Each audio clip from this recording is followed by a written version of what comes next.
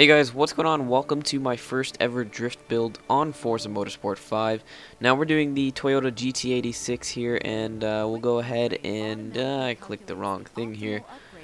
So yeah, I'm doing the Toyota GT86 only because I got it for free, and I didn't feel like selling it to buy another car, and I really just wanted to do this car ever since I saw it on the list. So when I had the option to choose it first, I definitely went for that. And we're just going to get the power up around the 500 horsepower range here. So we're just going to go down the line, and I need to install the turbocharger. And then there's quite a few engine swaps you can do for this too, but I didn't want to do that just for, I didn't want to do that for my first drift build anyway. So let's talk about the actual drifting. In this game, it is much different from Forza 4. If you're an experienced drifter in Forza 4, it's gonna be a huge change for you. If you're new to drifting, you're just learning how to do it. It's obviously gonna be a new experience for you too. But I feel like we're gonna be on the same level. Maybe we will have a bit more of an advantage because we know how to, use the manual with clutch, etc., all that stuff. Which is kind of mandatory for drifting. You can just use the normal manual, you don't need to have the with clutch, but I find the clutch is much better, as long as you're used to it anyway.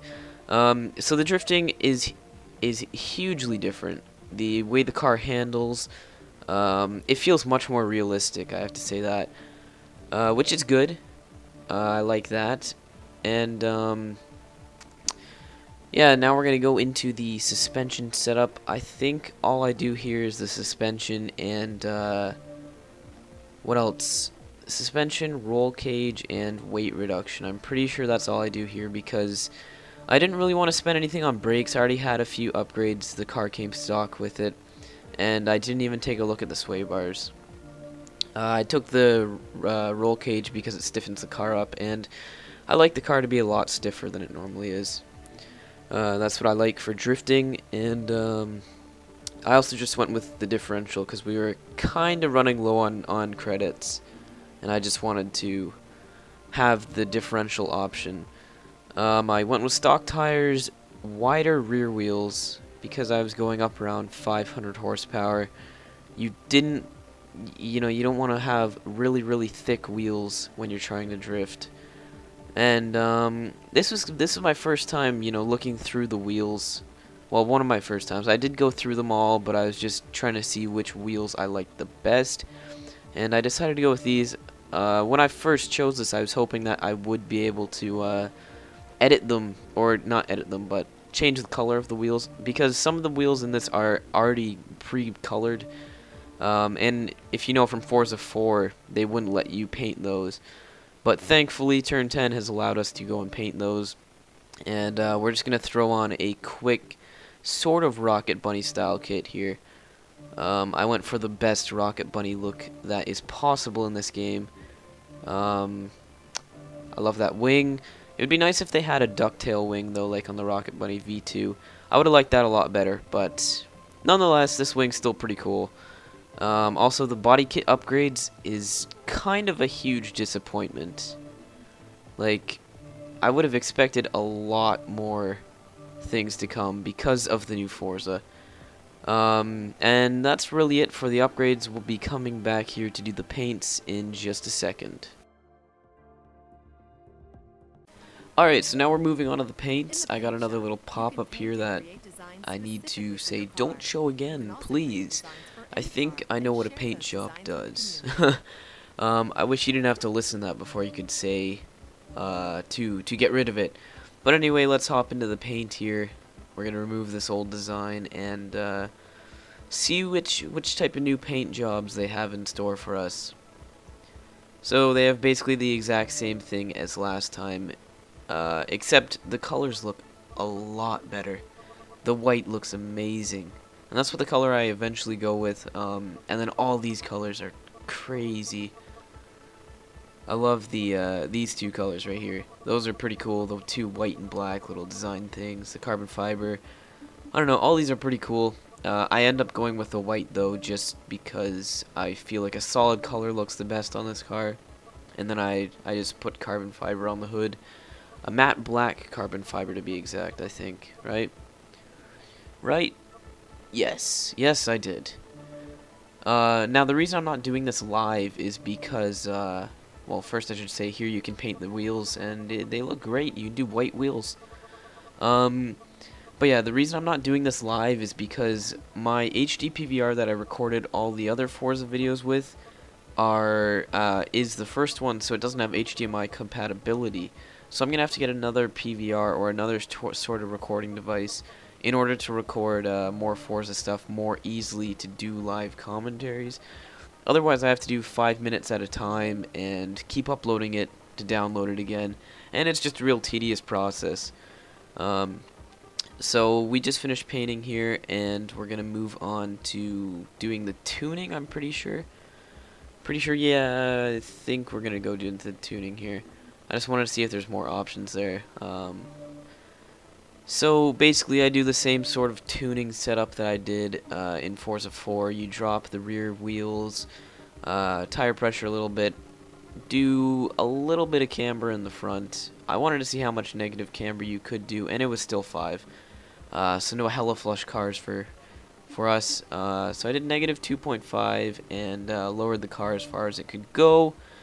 And there you go. You apply the setup. I have to do the differential though. That's what I forgot to do. Make sure they're both spinning in the same direction. And that's it. We'll meet you over at the track. Alright guys, so here we are on the track with our GT86. I have my volume up on the TV still. Turn that down. There we go. And we're on Circuit de Catalunya, or however you say that. Now the physics in this game are so much different from Forza 4. Well, they're not so much different, but you know, it's a lot different. It's gonna take some getting used to, as I'm sure you can probably already tell. You know, I can kind of keep this around here. The smoke isn't very much, which sucks, but oh well. Oh, and I went face first into the wall. Well, at least I got to see what the damage kind of looks like. But yeah, this is going to take some getting used to. The car is pretty good for drift. Well, if I can say for drifting. I mean, I'm not too good at it in this game yet. Unlike Forza 4, I was pretty good at that. We'll try to hold a good drift around here. And that didn't work. It's also so much different with the controller too, because the thumbsticks are so much smaller, and then at the same time, the what do you want to call it? The brake. No, not the. Well, yeah, it is the brake technically, but the what's it called? The triggers. They have vibrators, like not vibrator. They have like rumble strips in them now, or whatever you want to call it. Rumble packs, I think they're specifically called. And when you're going around a corner with that going off, it's kind of weird. It's a much different sensation than you're used to. And the acceleration is going, I don't know, it's different. You know, it's a cool little addition. I don't know if you can turn it off if you don't like it. I'm not sure. I may have to try and turn that off. Do I have scratches on the wheels? No. I thought I got scratches on the wheels. I was gonna say that's pretty good damage, even though the damage isn't great in this game, but it's better than. And I'm spinning out again. Yeah, drifting's gonna take some getting used to, but the car overall, I think it's a pretty good drift car right now. I also wish I could change the speedometer. I hate that little, just how it's a bar going up. This is ridiculous. Yeah, I'll be doing more of these, and you'll see as I progress, I'll be getting better, obviously. Eventually start doing some 360 entries. But I did this track because basically this is the only track that was carried over from Forza 4 that I normally drifted on. I haven't even tried any of the Indy cars out or anything like that. Also, the way I'm recording this is with the Xbox DVR, game DVR thing, because I recorded with the first Hauppauge HD PVR, and that obviously doesn't have compatibility with the